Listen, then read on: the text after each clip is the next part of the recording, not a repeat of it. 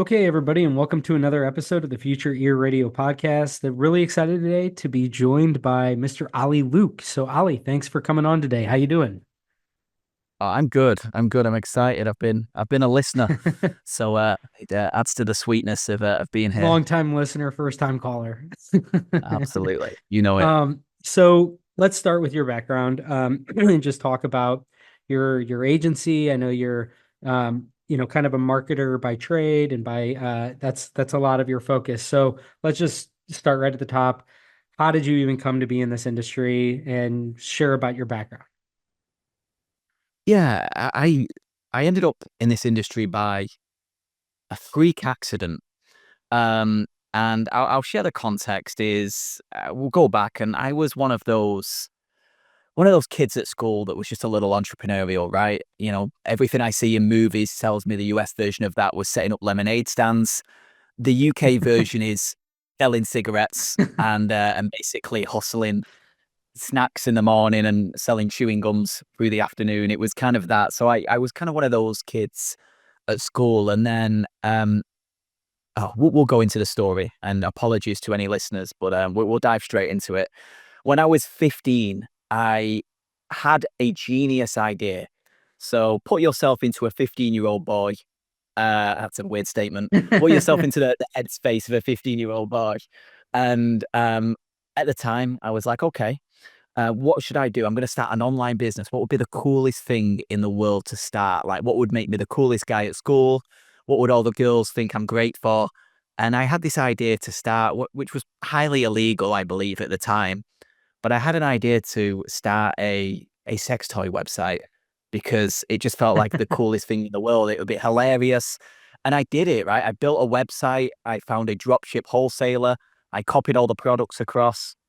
I bought a domain. I indexed it on Google. I connected it to PayPal. And I remember sitting there and just pressing refresh, and no sales were coming in. And I was like, this doesn't make sense. Let me put a test order through. Put a test order through. It worked. I was like, something's not quite right here because my belief was, and you'll have to excuse the pun on this one, if you build it, they will come. Hmm. And it clearly wasn't the case. So I was like, oh, wait a minute. I probably need to get people to this website. So, like, how do ads work? How does marketing work? And then that kind of took over and was a huge distraction, which resulted in my school grades not being too good because I was like, I just care about marketing. I want to learn this thing. And I just got my hands on everything I could. So learning from the direct response greats are very much the time and going deep on that journey. And then in my early 20s, I started a marketing consultancy company in the UK. And I become super excited about all the new stuff, right? Take the old school principles that we know is true. And Facebook ads is a new thing. How do we inject this? And how do we then leverage things like funneled, which were big at the time in certain online industries, and e-com, which was booming in the time. So I almost built a reputation, and I had an email newsletter database that I sent daily emails to of around 7,000 people. And it was all focused on like what's working now from an advanced online marketing technique. Facebook had launched a new ad update or a new option. Here's what it means. Very much in that space. And then I spotted a bit of a gap in the market, and I started a handwritten direct mail company because one thing that I'd seen was there was a lot of experience-led brands that wanted to do cool things from a direct mail perspective, but it was just a little more difficult for them to do so, and everything was a little too digital. So I started this handwritten direct mail company, and we were like, okay, we fit that gap of brands that want the personal touch, and we had some cool brands. We had Gucci, BMW, Virgin, and it was very much people buy a car, for example. They get a handwritten note from the dealership a few days later. It was all those little things that we got into, and I exited that business in late 2019. Um, but hearing care was something that I never even considered was an industry, really, until I accidentally bumped into it in 2016. And how that occurred was I had a client at the time in my kind of small marketing consultancy company in the UK, a guy called Phil M. Jones. And he was a speaker, a trainer, and he was just about to release a book called Exactly What to Say. So I was working behind the scenes, helping him with his book launch and all that fun stuff from a marketing perspective. And we was on a call at one point, and he was like, "Hey, I started doing some work in the hearing care industry in the US. I'd been invited to speak at a number of conferences." I was like, "Okay." And he said, "We're running like a little mastermind event in Houston later this year, and there's going to be like 10, 15 practices from across Texas that are coming into the room. Like, do you want to come along and just share some things that you think may work from a marketing perspective?" And I was like, "No." I was like, I feel like sitting in front of doctors, that feels very overwhelming. I'm just a kid who sits in my spare bedroom, writing emails and doing stuff on the internet. I was like, me to tell doctors about anything feels like I am not qualified. And I wasn't super up for coming to the US because I'd been to the US once before, and I went to Cleveland, Ohio. And I arrived, and I just remember thinking, this isn't what I thought it would be. This country's been overhyped. This country's been well marketed. So yeah, thankfully I didn't give up on that and just believe that Cleveland was the US. Shout But out to all our I agreed. Cleveland listeners. Yeah, apologies. I enjoyed it. It was my first time. Like, my accent was a real novelty to the people of Oh, I'm Cleveland, which was sure. a little exciting. And the Rock and Roll Museum, I enjoyed it a lot, but it's not what I thought the US was.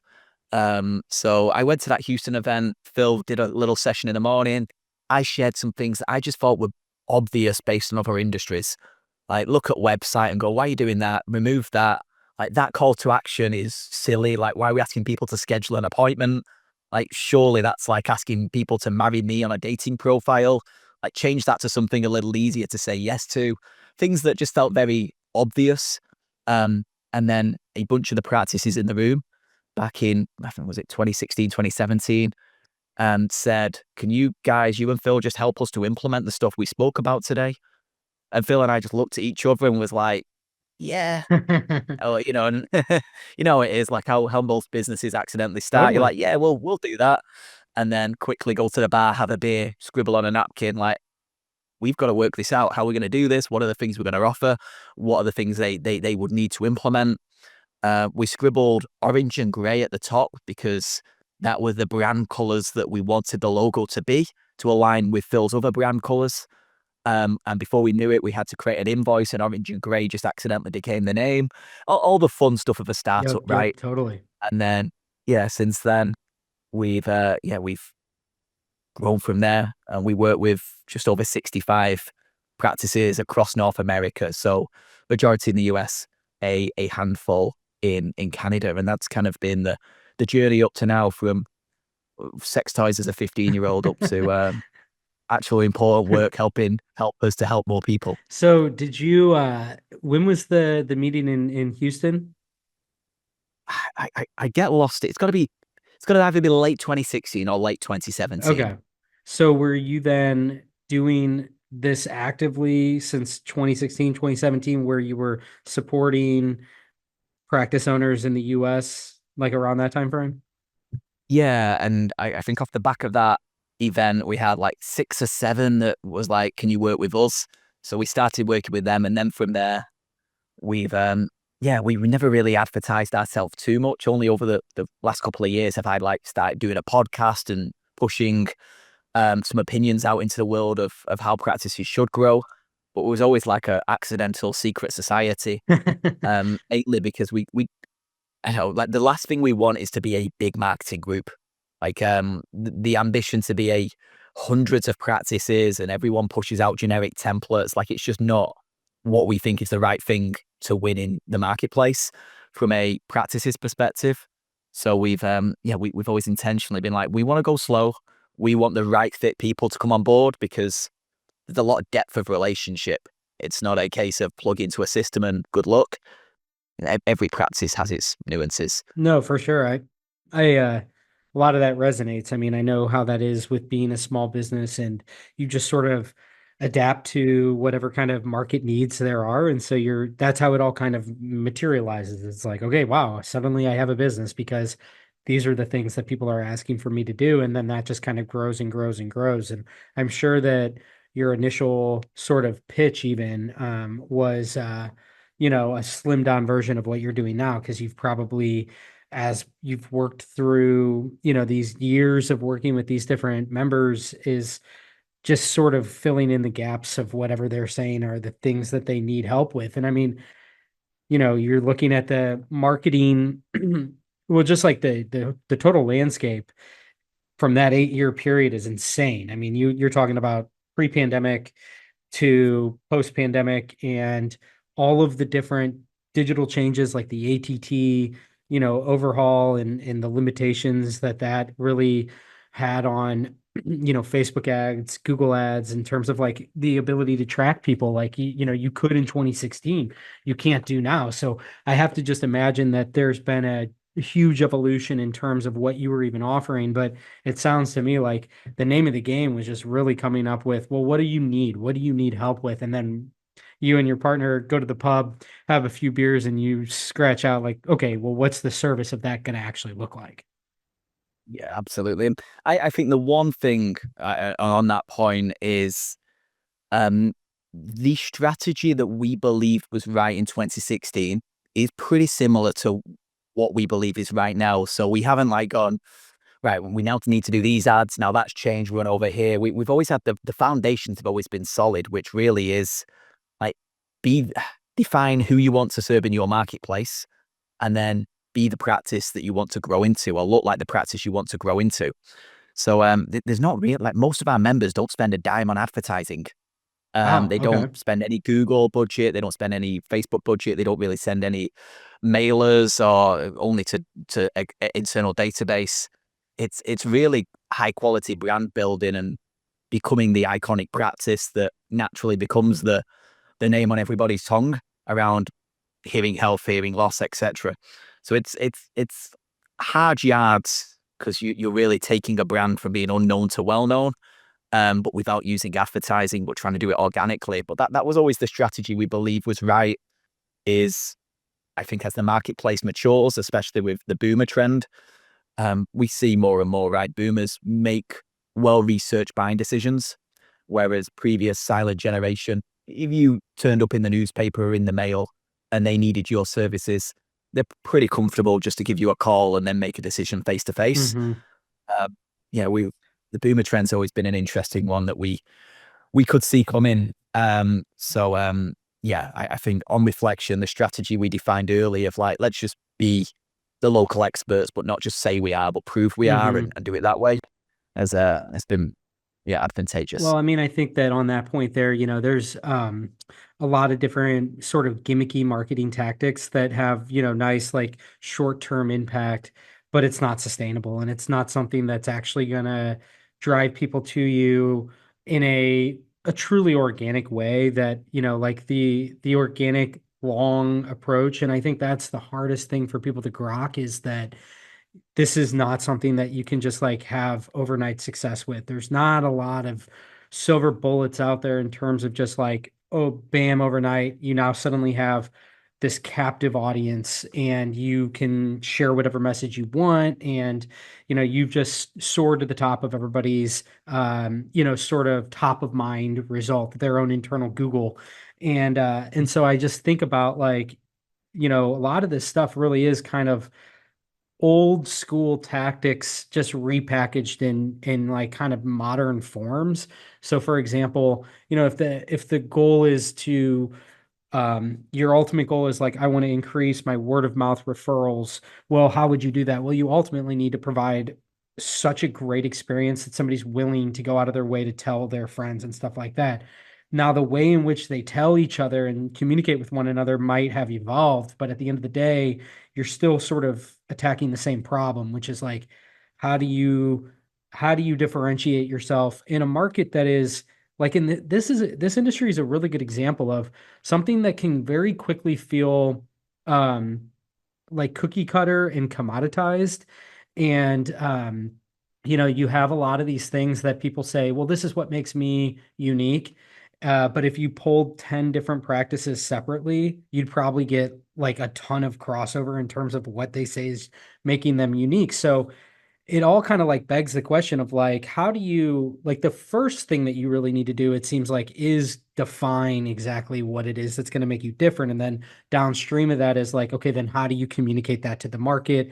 How do you encourage your customers to become advocates? Like all those kinds of tried and true methods that have been around for 100 years, but it's like the modernized version of it. And then also the version of it that's, that actually is realistically applicable to this very specific industry. Oh, absolutely. And we have a mantra with our members as well. There was a British band in the 1980s called Bananarama, and they had a song, and the main lyric was, "It ain't what you do, it's the way that you do it." And that's like become the mantra of everything because, like, fundamentally with marketing, like, for most small businesses, it's the same things, right? Like, do a website, send a email to your customers, your patients, your prospects. It's rarely like what you do. It's more the depth and the intelligence, the thought, and the quality of the work that goes into it. But you're absolutely bang on, right? It's ev nothing really is silver bullet. There's no real secret sauce or rabbit out of a hat situation for marketing.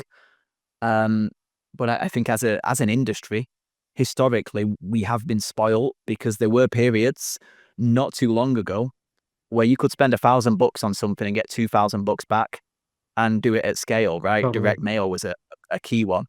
And given the margin that was in devices at the time and the play there, that was a beautiful stage to grow really big businesses very, very fast. Whereas right now, they have diminishing returns. And my true belief around that is it's not because direct mail no longer works, to use that as an example. It's the person you're sending it to is just different now. A 70-year-old today is very different to a 70-year-old 10 years ago because of that generational shift between a 70-year-old was a silent generation, grew up influenced by the Great Depression, World War II, very different set of beliefs and behaviors, far more receptive to responding to a piece of direct mail or they read the newspaper consistently, had authority for anything that came through the mail, any government institution, etc. Whereas then we have the boomers who are now just turning 70. That's a very different upbringing. The US become the world currency reserve in 1944.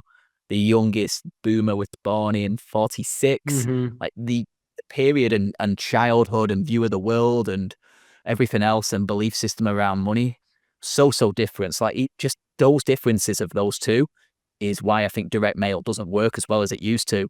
Not so much because the modality has changed, more just the recipient who's receiving it is so different. For sure. I couldn't agree more with that. The recipients changed, the amount of avenues that they can have access to this, the introduction of third-party benefits, our 3PAs, the administrators that are, so you're, as the provider, the landscape's kind of changed underneath your feet. And I think that like that is, uh, there's a lot to unpack with that, right? Because I kind of feel like that's at the root of a lot of this is like what I sort of gather when I go to conferences or when I just talk to customers all the time is just like understanding this divide. And so much of audiology in the US is sort of, it's built, the practice and the way that the practice is designed. So much of that really is sort of built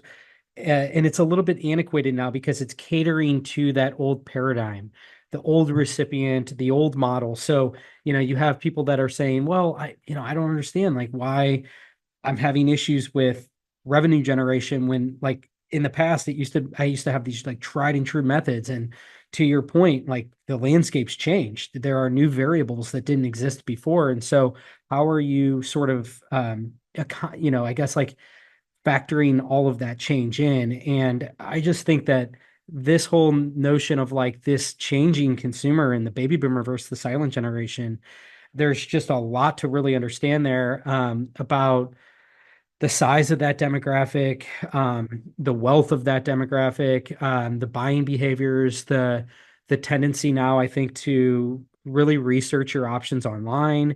You have to understand that they're also the parents of the savviest generations that we've ever known with, with millennials or even the Zoomers, like these are people that have a way more sophisticated approach of gathering information online than previously. And so all of these things, I guess, sort of like accrue into this new dynamic in this new equation, which is like, how do you now participate in this new landscape in an effective way? And I guess the thing that like is the obvious thing is that you cannot do what you had done in years past, um, even up to relatively recently, because things have really changed dramatically in the last few years. So true. And I think the key thing here is you cannot advertise yourself out of bad marketing, which we've been able to do as an industry in the past. Like your marketing, like your website, the way you're perceived online, um, it's not been that key because you can just go and throw 1,000 bucks and get 2,000 bucks back. You can advertise yourself to growth.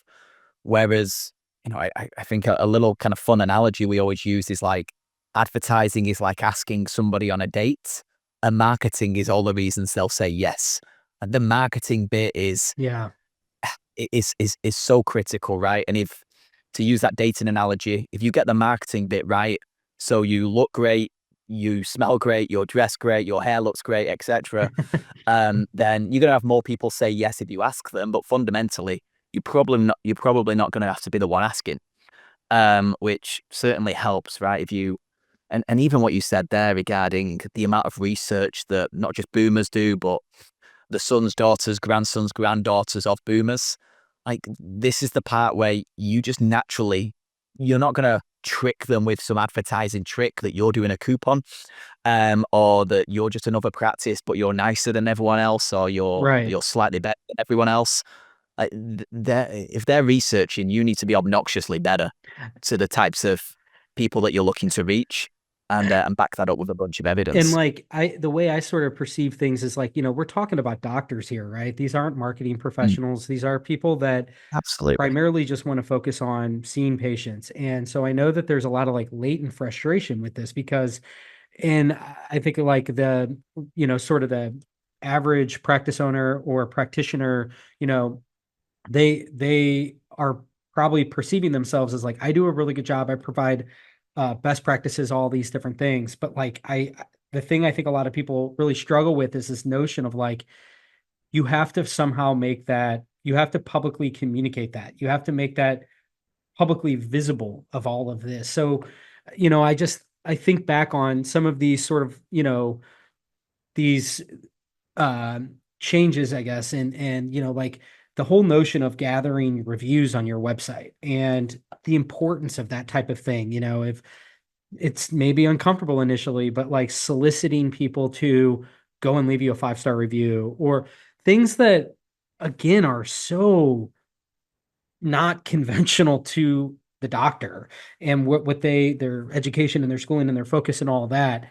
And so I think that there's a lot of like frustration here because of this whole dynamic that's changed, which was again, I'm kind of trying to avoid using this term, but like in the old paradigm, it was more of a gatekeeper model where you really only had a few options of who you could, basically enter into this whole ecosystem through, your local 5 places that you could go into.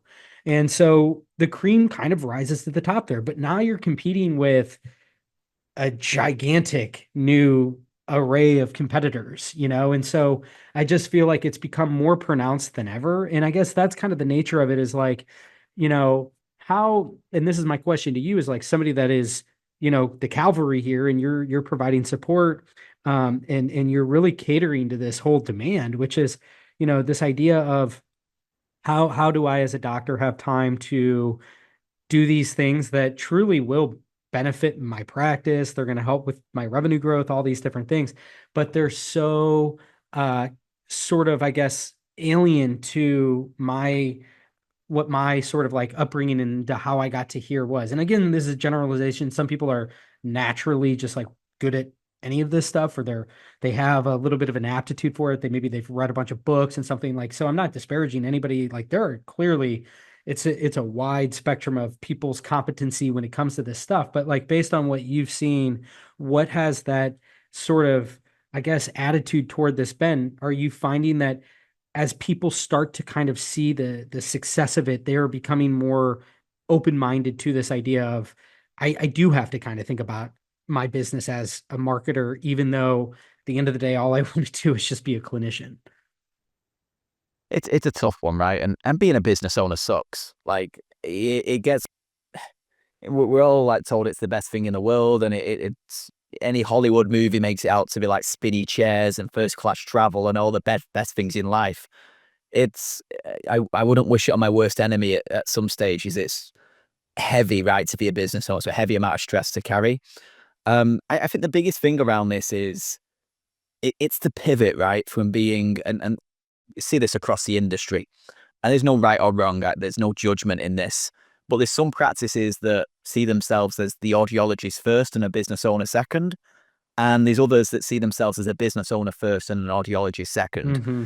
And if you're in that latter category, it becomes a little, it all depends what you want to build as well, but it becomes a little easier to go, well, these are the 7 things I need to give focus on. I need to ensure my finances of the business are healthy. I need to ensure the staffing is healthy, the marketing is healthy, blah, blah, blah. Um, so like it's a challenging conundrum. I feel somewhat biased that the practices that I spend most of my time talking to, they're usually in that business owner first headspace, which is probably one of the reasons they gravitate towards working with us, because they want involvement in the work they're doing. They want to be part of it. They want the education. They want the support. They don't just want to delegate, forget, and hope for the best, which I think would be a behavior that would tend to sit more with somebody who wants to be the audiologist first and try and delegate the business side of things. Yeah, no, I completely agree. I think that it is a little bit of a conundrum because you have to have a nice balancing act. And I think that this is, you see a lot of like, some of the most successful practices that I know have sort of like different people that are sort of, they've been bestowed as I'm kind of the clinician. This is more of the business person. Sometimes it's spouses, sometimes it's, business partners, like whatever it might be. I think that's kind of I guess that's like an endorsement for, why sometimes having a business partner is so valuable is because you can complement each other and, you know, because there are two sides of all of this. You So true. have the business side of it and they're also interconnected. I mean, you're going to be able to provide the type of clinical work in the clinical setting and the best practices and all that so long as you can fund it. You know what I mean? So long as you can keep the lights on and you can continue to see patients. And so, I think it's like that whole harmony of like, how do you kind of interlink the two so that, the business is a reflection of the amazing clinical care that you're providing your community. And then how do you sort of like, how do you take that and then package that in a way in today's 2024 times that's like conducive to the way in which people find information, whether that's through YouTube, through, your website in the way that it's indexed. And, like there's just so many layers to this about it can feel very, very overwhelming, in terms of like if you're just getting started out or you're taking something and you haven't paid any attention to all these different things for 20 years. And then now it's like, now I need to really shore up my SEO. How do I start? And this gets back to that whole like analogy that you had there about marketing and advertising, which is like, the shortcut would be that you could just spend and you could be the top listing on, the Google paid ad for, audiologist in St. Louis or something like that. But you're paying for all of that traffic. How much of that is really organic? Whereas the marketing approach, the longer term approach would be to really think critically about, well, what is it that's actually going to rank well over time and how do I accrue that? And I guess like the unfortunate sort of reality of that is it takes a lot of time.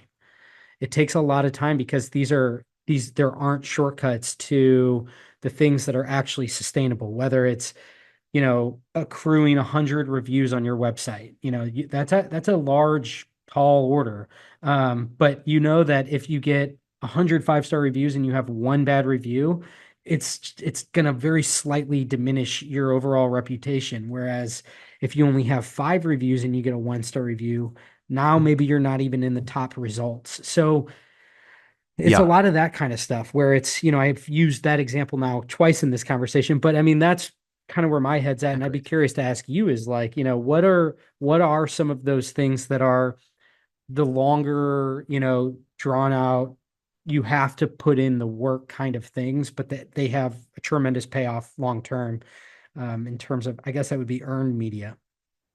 Yeah. And I think I'd encourage everyone listening to this right now is like, how would you make a buying decision? Let's say you wanted to buy something, I don't know, like a purchase that you didn't have knowledge of. Let's say a swimming pool. Hmm. If you wanted to buy a swimming pool, like what would be the decision? Would you go online and just search the first company that appears on a Google ad and call them? Like maybe that would be the way you're wired.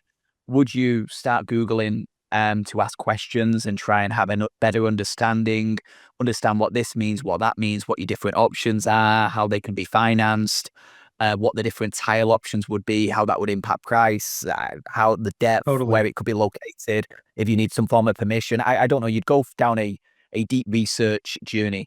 And over that time, you probably bump into the type of business that you feel probably best aligns with you based on them turning up and giving you the help along the way.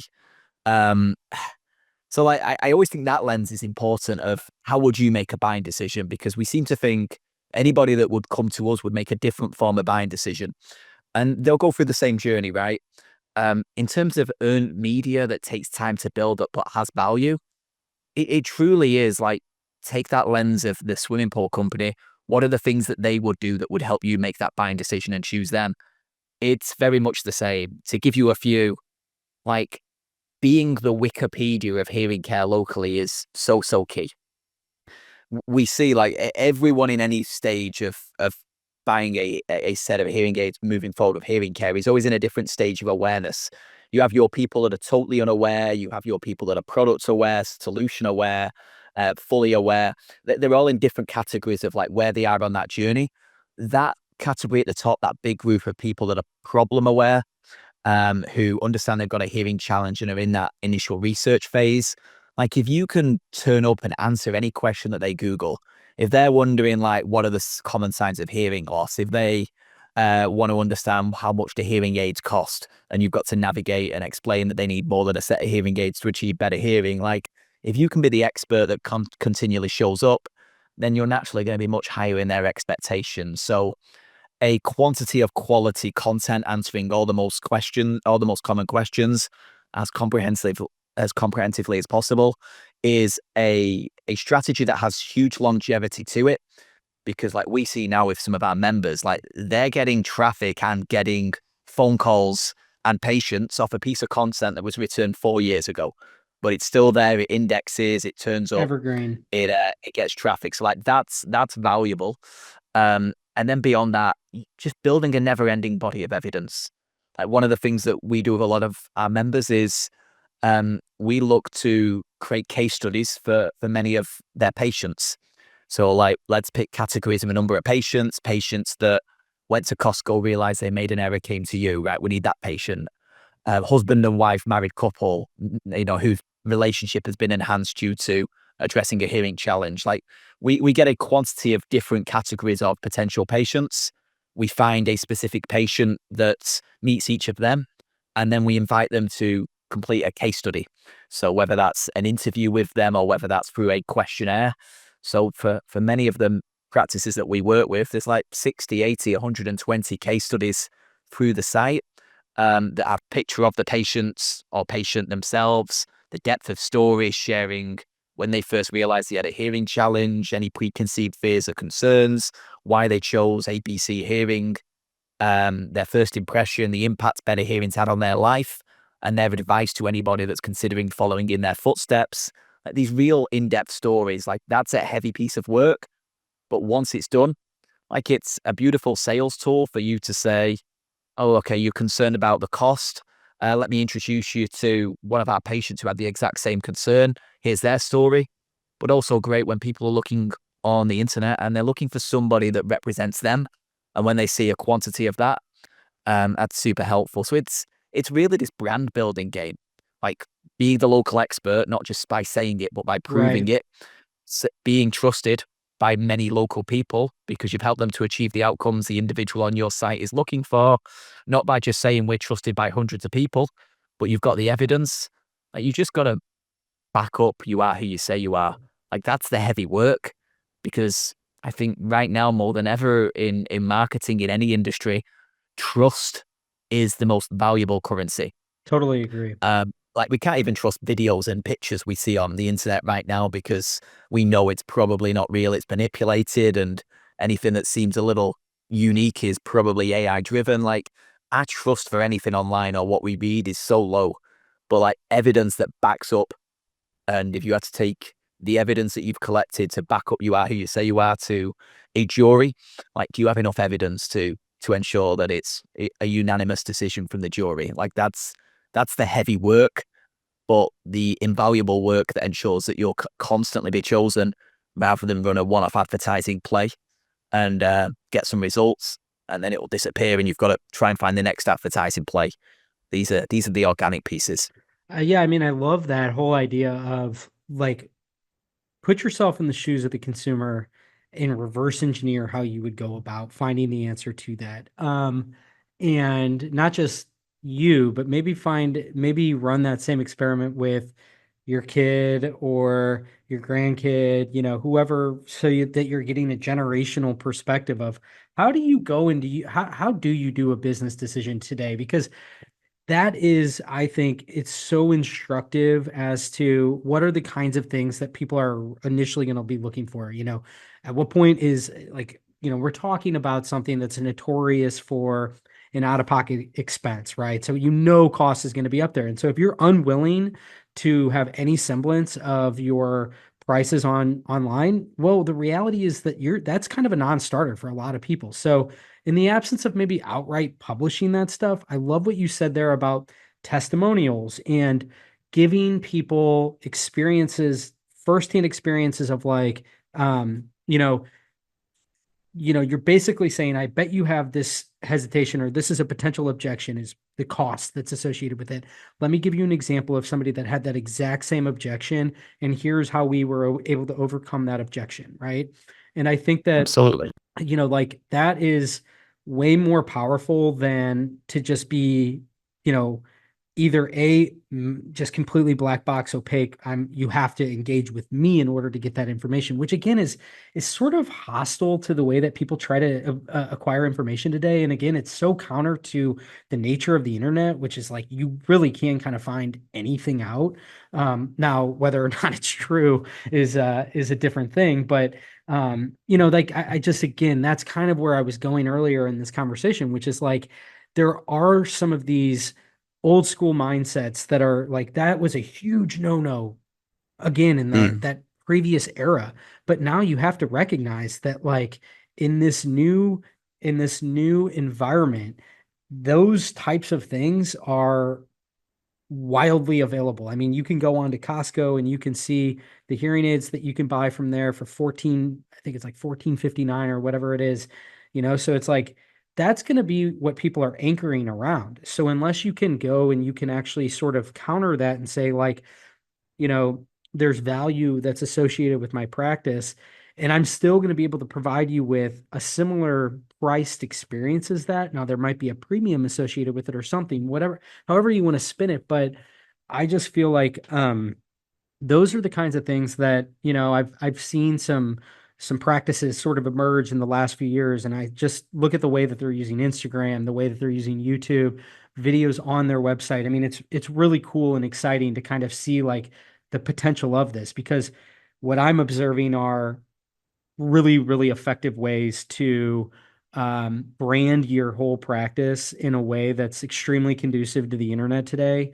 And it's meeting the consumer where they are, like if again, if we're looking at this as like how many of the purchase decisions are being influenced by the millennials that are some way related to your practice, whether it's the children of the patients or if it's the grandchildren of the patients, where are millennials spending their time today and how do you communicate with them? And so I just feel like these are really productive exercises, is to say, like, you don't necessarily have to be like, I'm going to go all in on Instagram. I'm going to have this like huge giant presence and I'm going to be putting all this time and I'm going to have this huge, well thought out marketing plan and all this. I mean, I guess it's like more of, you just got to start somewhere. And to me, it seems like that's kind of the nature of a lot of this stuff, is don't get so fixated on being perfect as much as have a thought, have a game plan, but most importantly, start.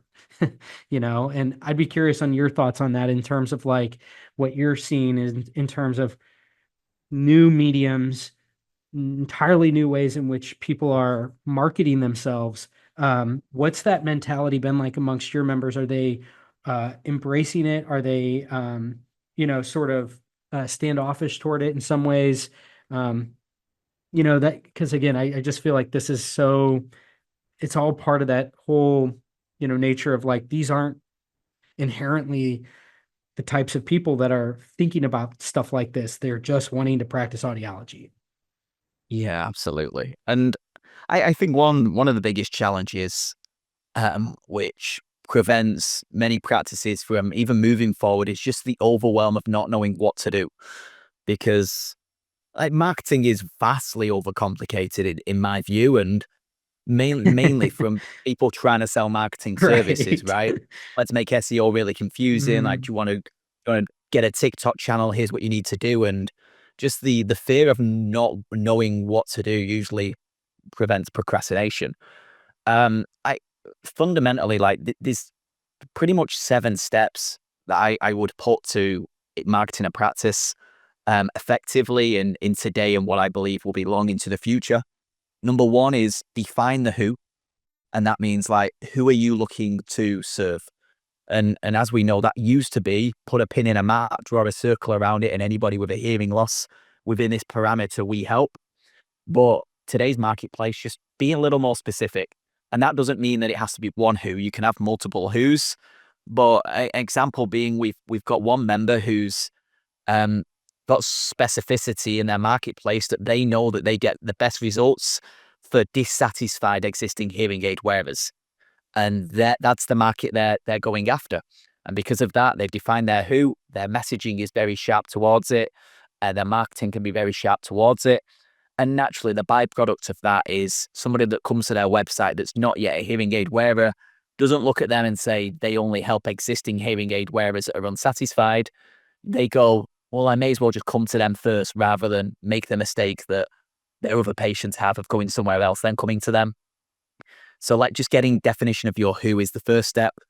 The second one is then look like the practice that you want to become. So this is the big puzzle that we have in the early days when we work with members, is it's like, let's understand, let's make them look like the practice they want to be in their marketplace and go through that transformation. And that doesn't mean fake it till you make it, but it means like, let's put your best foot forward in all areas. Like, let's be very specific on who you serve. Let's collect the evidence that you're the best at it. Let's get photography to ensure that patient understands that working with you is dramatically different than the other options available.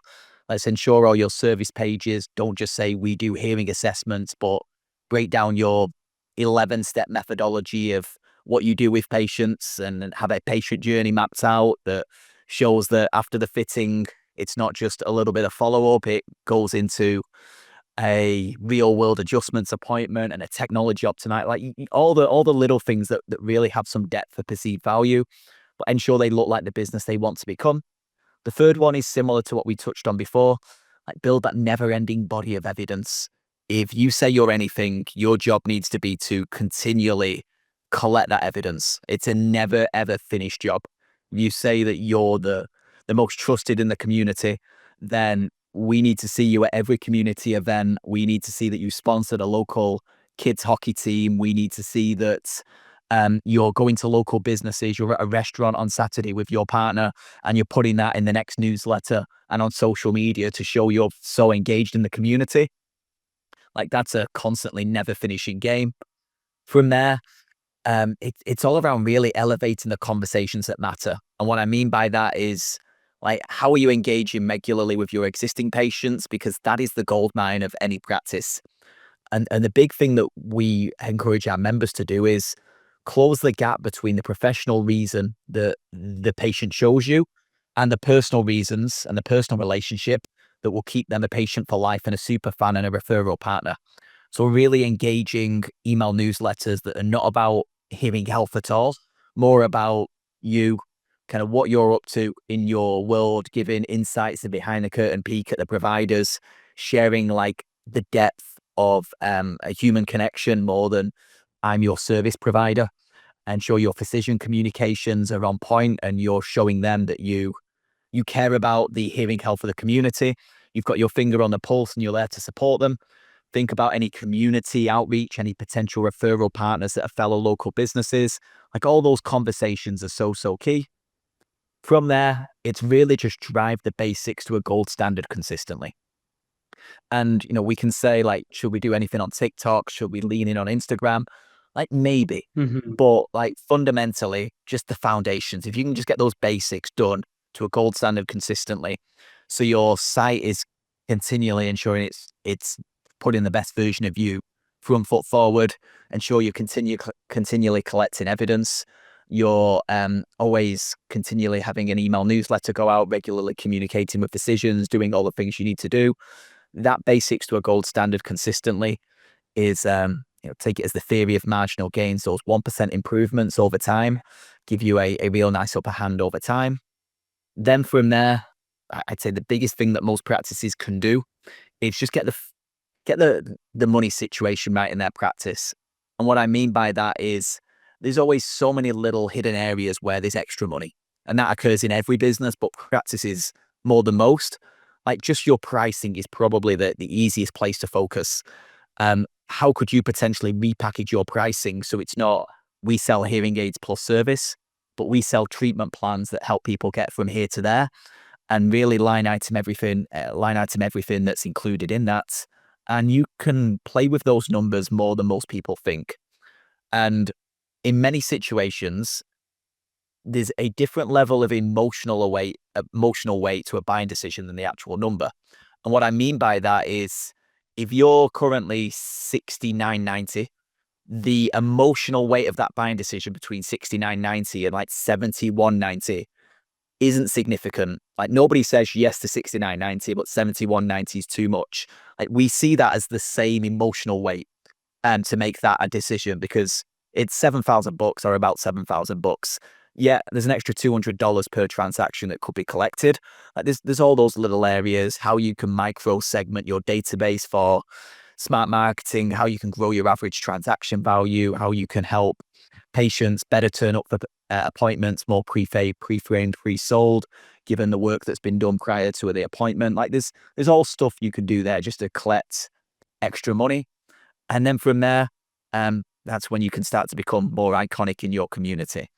And the easiest play that anybody listening to this can do that I think is so powerful is if you want to become an iconic, well-known local business in your community, especially if you have manufacturer-owned chains as competitors and they can't lean into this local approach as much as you, a really easy play that you can do is every month, go and visit a local business.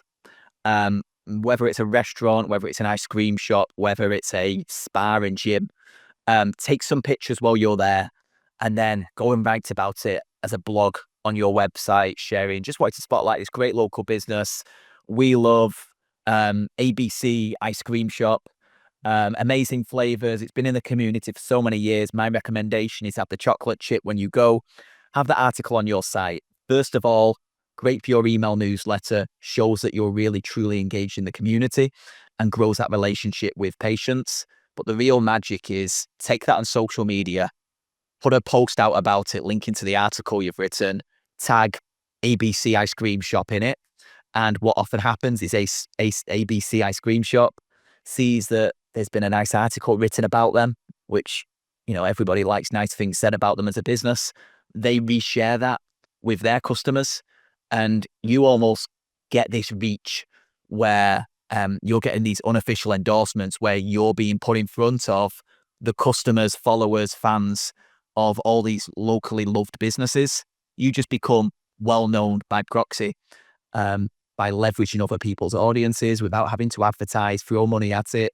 Your only job is to go and enjoy a meal once a month and write about it on your site. But you get so much leverage if it's done well. And once again, this all comes back to, it ain't what you do, it's the way that you do it. But like, there's so much magic here of how do you just become the go-to iconic practice in your area, not by being the one that keeps showing up in the mailbox with a coupon, but more like you are just that trusted brand that has a awesome reputation. Yeah, wow, that's a really good example. I love that. I mean, because that's the type of thing that it's replicable. It's totally got legs. I mean, you can imagine that if you're a small business and you get any kind of press, even if it's from the audiology practice owner that's two doors down, that's something that you can share. I mean, that is kind of like what you need to kind of understand, I guess, is like a anybody that's engaging in business today is like that is the nature of marketing in general. Is a lot of it is because it's hard and it's awkward to just constantly be self-promoting. So it's a quasi way that you can self-promote that's not yourself. Somebody else is reviewing your kind of thing. So it's actually a brilliant way to engage your local community in a very sort of not an ulterior motive kind of thing. Look, I'm just shouting you out, and if you feel inclined, feel free to reciprocate kind of thing. But I do think that a lot of what I'm gathering and taking away from today is this whole notion of like the future of marketing and all this stuff is storytelling. And I think that that is the kind of main takeaway is like everybody has really interesting stories to tell, whether you think you do or you don't. I think people would be amazed at, at the sort of demand for this type of thing because it helps to really foster authenticity, which is I think the kind of the it's the underlying thing of trust. And I think that it is the type of thing where, it's very much how the internet in general is kind of operating today is you need to figure out how to like package these stories in a way that's conducive to the internet, whether it's you're going to start a newsletter, a podcast, a YouTube channel, something that is a good, effective way to communicate one to many.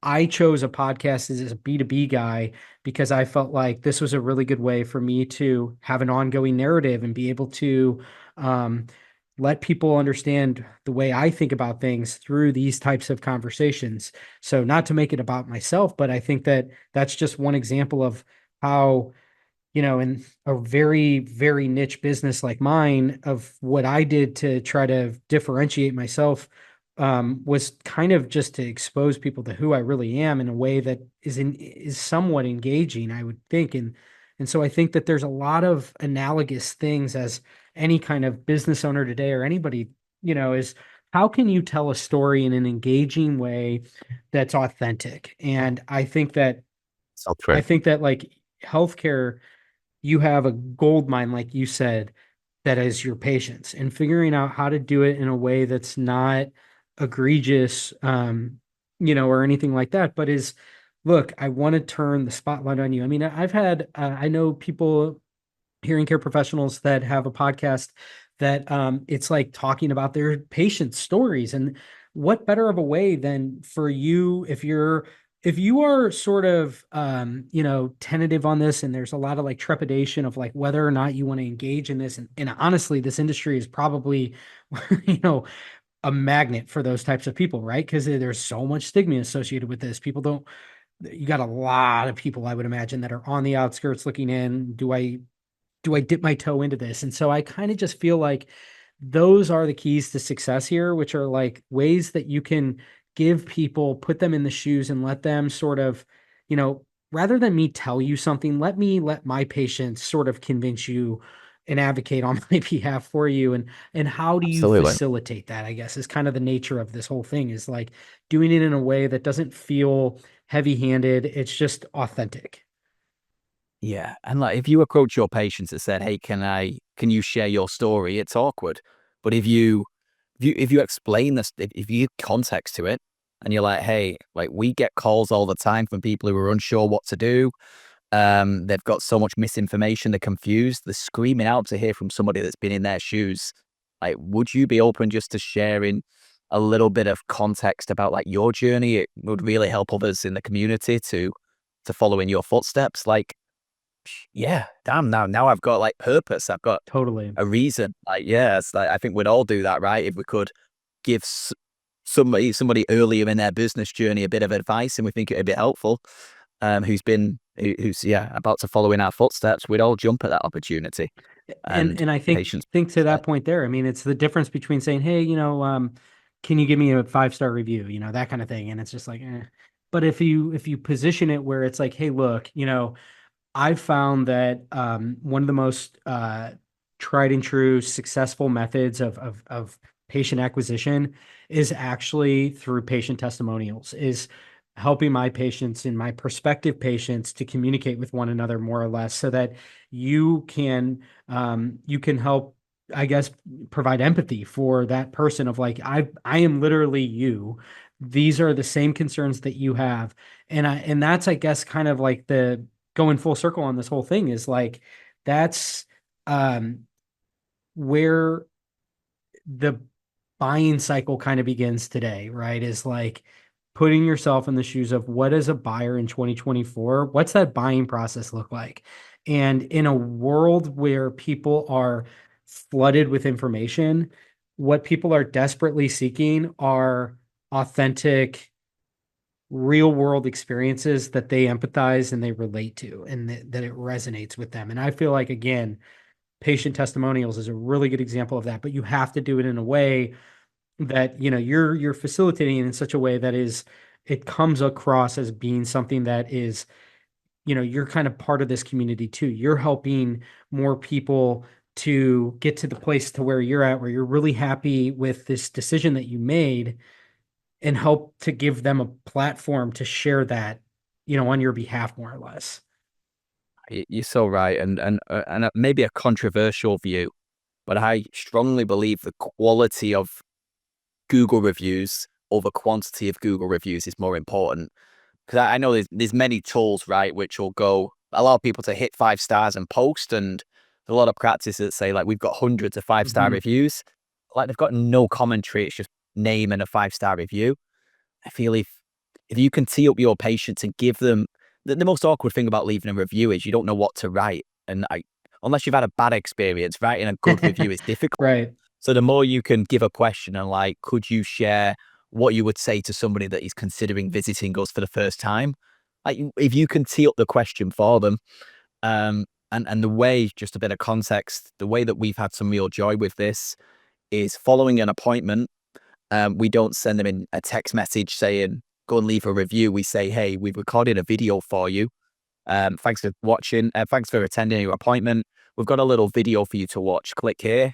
And the video is the provider using almost the story of like one of the challenges we have is, more and more people look at Google reviews as a way to decide if we're trustworthy, if they should choose us, or if they should go elsewhere. Given that you've visited us, like, would you be willing to just share your story for a Google review to ensure that others that may be researching can actually see a real, honest local opinion? Like, script it far better than what's just come off the top of my head.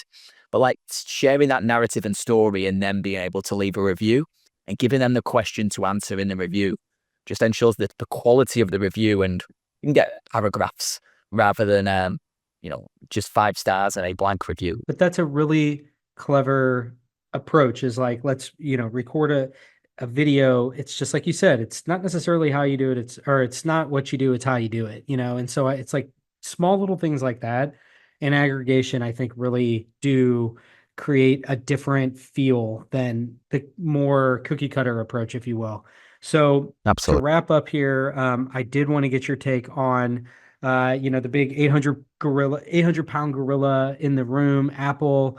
I know you have a lot of thoughts on this. What is your take in terms of how you think that Apple moving into and using the language that they do? That was kind of the one thing that was a little bit Mm, that was the only thing I guess I had a little bit of issue with was the way in which they same. termed it, clinical grade.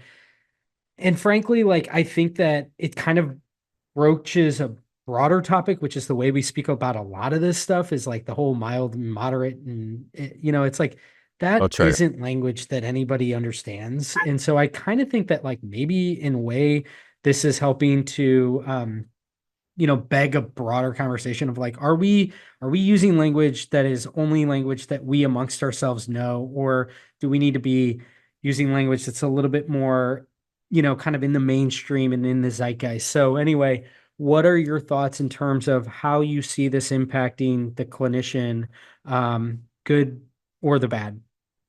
Yeah, I think there's good, there's bad, and there's ugly, right? The good is, as an industry, we've been screaming for the rooftops for far too long that people need to give more consideration to their hearing health. And it feels like we've shouted into a black hole, right? There's not been an awful lot of nobody really gets too excited about the thought of having a baseline hearing test. So now having the largest, most influential tech brand in the world pushing this message, that's pretty exciting, right? And I think the best example for me is very close to home. My Scottish father-in-law, he's clearly got a hearing loss. He will not listen to anybody who gives him any form of advice or suggests that he does anything about it.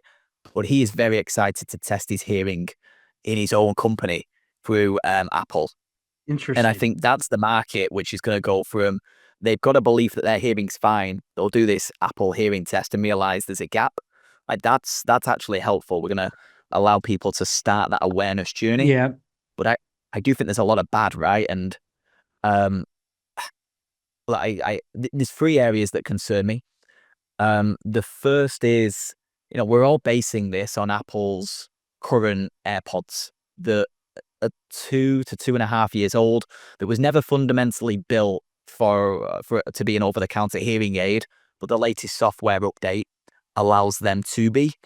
And every Apple trend always has Apple launches the software first and then the firmware to complement the software afterwards.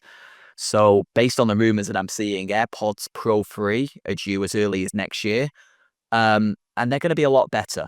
And now that they're going to be built to complement the software that has hearing health features, I'm going to expect they're going to lean heavily into that. So battery life will be improved because now they've got a need for longer lasting batteries.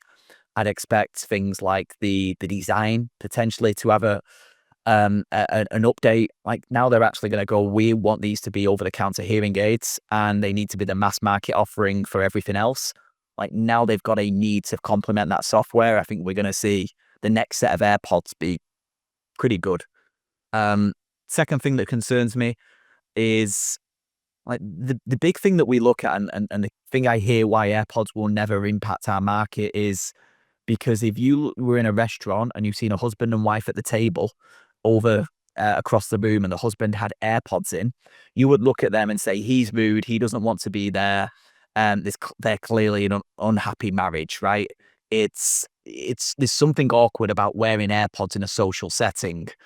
The question is that going to become socially normal or is that always going to be a social stigma? And the one thing that we can plan this back to is when Apple first launched the AirPods in 2016, the wireless AirPods, they were heavily laughed at and mocked. Oh yeah. Like people thought the design was ridiculous. Nobody's ever going to wear them. And now they own 60% of the headphone and earphone market. If AirPods was a standalone company without any of the other Apple products, they'd be bigger than Spotify, eBay, Airbnb, Shopify X. They'd be huge. Hmm. So like something that everyone thought was mad and crazy 8 years ago is now normal to the point that it's almost weird not to own AirPods. They're just like I feel like they're an extension of me. They're so normal to own and walk down any street and there's lots of them. So the question comes like 8 years ago, a social weirdness is now a complete social norm. Like, could that occur again for people wearing AirPods in environments, in restaurants, etc.? Potentially. Like, Yeah. we don't know, but it's not out of it. It's yeah, it's not super unlikely. you already see it, right? I'm always baffled when you see like a group of teenagers, they all have AirPods in and they communicating. It's a little strange. That may be a UK thing. No, it's in the Um, US too. It's definitely a younger generation thing. But I yeah, do think you're right. Like I kind of share those same concerns. Like, one is, like you said, underestimating future generations. I think that's a really foolish mistake. I think, to your point too, I think that underestimating the way in which Apple almost exclusively can, at least in the US, because of how big their market share is here, um, is how much they can influence culture. And I know. this is a conversation I've had a bunch of times with people like Andy Bellavia and some other people that have like been frequent guests on this podcast, which is that is the one thing that I think people are being a little bit too dismissive of, is this idea that if your number one contention is that nobody will ever wear AirPods as hearing aids because they look ridiculous and people aren't going to walk around like that, it literally takes maybe a decade for that to Ugh. completely become normalized, where just to your point, it just becomes second nature, where people understand that, oh no, they're the only reason that they're not being rude, that they're like, the way I perceive that today is they're being rude. Take that out of your ear and talk to me. Whereas in 10 years, like, it could totally be something where, it's not even a social issue. It's just a norm where people are like, okay, they're using those Absolutely. as a hearing augmentation device. And again, you talk about these future generations of products, like who the heck knows what it's going to look like in 5 years from now. So some of that is kind of, I Mm. think, on the midterm, longer term horizon. And I'm with you that your father-in-law and my father-in-law are actually very similar.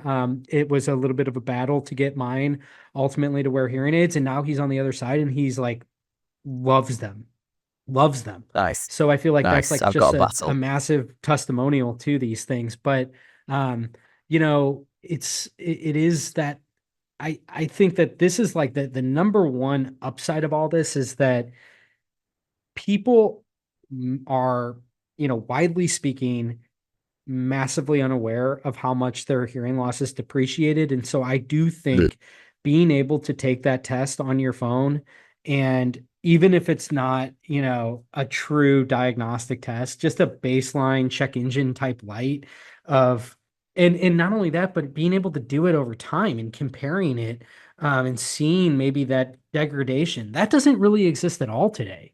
And so I Absolutely. think when we talk about, kind of like this this patient of the future, these are the kinds of things that they're going to want, is they're going to want this information, and they're going to want to know what the progression of their hearing loss looks like. And so for me, I think these are opportunities for the clinician. I mean, I think that a lot of this stuff really is like, how does the thought that I have is like, how does the clinician insert themselves into this whole dynamic, rather than wait further downstream for when they decide that, because I do think that you're going to see this will, at least in the short term, I think, it will definitely grow the prescription RX market. At least in my mind, it Agreed. will, and maybe quite considerably. Mm. But longer term, I'm not sure what the sustainability of that is. If these products keep getting better and better, the stigma associated with wearing something like that and drawing attention to yourself might fade. So anyway, I just think that, and then the other aspect of this that I haven't seen a whole lot of people talk about, but I think is going to become increasingly more important, is the ecosystem that comes along with it. I mean, you talk about like Apple isn't just the AirPod manufacturer, they're the iPhone manufacturer. So that interplay between the two, whether it's like the future generations that are going to have sensors and the different biometrics that you're going to be able to capture, but also just like the nature of how your phone and the media on your phone and all the different smart devices around you interact with a first party to first party, sort of connection. That's another thing that I think this profession in this industry is actually going to be a huge beneficiary of, is because you're going to actually get to kind of, I think, reap a lot of those benefits of what they're building out specifically for AirPods. And like, I hope that hearing aids will also, as a third party beneficiary get to be in that same ecosystem, because I think they're going to build a lot of really cool, interplay connections between the ways in which you can, work the devices in tandem with one another, but also collecting that information and then in the future sharing that information with a healthcare professional, being able to like take the audiogram and again, I think that like a really exciting scenario in the future is like having a relationship with your hearing healthcare provider where you have a lot of engagement from the patient of like, hey, I noticed that like my audiogram on my phone is kind of showing that I have a little bit of it's dropped at 500 hertz or whatever, and maybe that encourages people to just be more engaging in this whole dynamic. So anyway, there's so many different thoughts with this, but it is absolutely fascinating that it's all happening. And like we as this like small sleepy cottage industry in a way are now kind of sitting like squarely in the business plans of a $3 trillion company that's just going to be full steam ahead. And I'm hoping that like we can all collectively benefit from this and jump on this huge steamroller, and that it's not going to be something that is going to be to the detriment of the profession or anything like that. Yeah, it's a real challenging one of where we're going to go. And Apple's R&D over the last 12 months was $31 billion. With Sound and Starkey's combined overall global revenue was 3.1 billion. Like Right. this is, It's not even the they've got a same lot. ballpark. No, I mean, if you look at it's just a the amount different thing. of AirPods sold in a given year versus the amount of hearing aids, again, totally separate things, apples to oranges. But this, I don't know if people are comprehending that we're talking about hundreds of millions of devices versus a a few tens of millions of devices. I mean, it's totally, totally different in the scope. Yeah, and I think if the industry does get impacted by this, as you said before, the cream rises to the top. And what it will mean is just the traditional model may need adjustment. There'll always be practices that help the WHO to solve challenges. That's always going to exist. But practices that make all their revenue on the product, that are very stuck in their ways and believe that the product is always going to be the product, they're the ones that could feel the pain. Absolutely. Well, Ali, this has been a really fun conversation. I always love talking to people that are, at the forefront of what's new and exciting in marketing land and in business development land, and ways that, you can think differently about how to package your product and your service and communicate that into the market in a way that is, again, really authentic, genuine to yourself.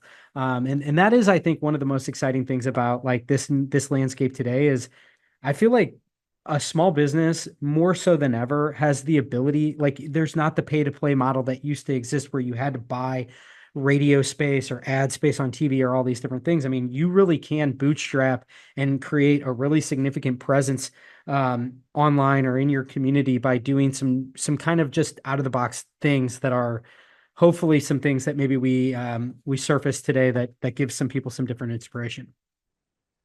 Yeah, absolutely. Absolutely. And the basics to a gold standard consistently is the big method there. Like don't try and overcomplicate it.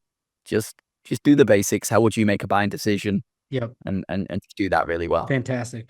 Well, thanks so much for coming on today. Thanks for everybody who tuned in here to the end, and we will chat with you next time. Cheers.